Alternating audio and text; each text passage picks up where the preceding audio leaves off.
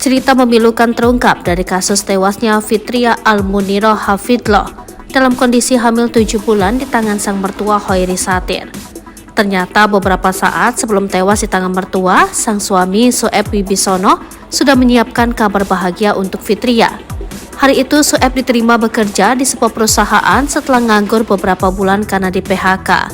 Nurul Afini, ibunda Fitria, mengungkap kondisi rumah tangga sang anak dengan menantu Soeb Wibisono tidak bisa dikatakan baik-baik saja. Masalah ekonomi penyebabnya. Beberapa bulan belakangan, Soeb Wibisono diketahui tidak lagi bekerja sebagai petugas keamanan atau satpam pabrik seperti sebelumnya. Diketahui Soeb terkena pemutusan hubungan kerja mendadak dari pabrik tempatnya bekerja dahulu.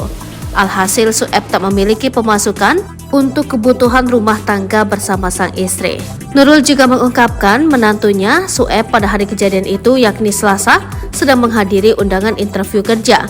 Biasanya saat bepergian kemanapun, terutama interview kerja, sang anak selalu ikut suami. Nanti setibanya di lokasi, istrinya bakal dititipkan atau singgah sementara di rumah kerabat yang dekat dengan kantor tempat Soeb interview.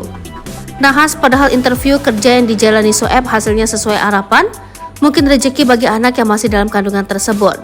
Kabar gembira tersebut hendak disampaikan menjadi kejutan untuk sang istri yang setia menunggu di rumah.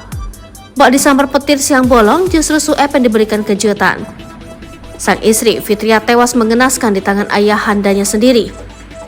Iya benar, itu keterima kerja. Biasanya istrinya ikut dititipkan ke rumah saudara yang dekat kantor tempat interview. Yang nggak tahu kenapa kok kemarin nggak ikut. Mungkin kandungannya udah besar katanya.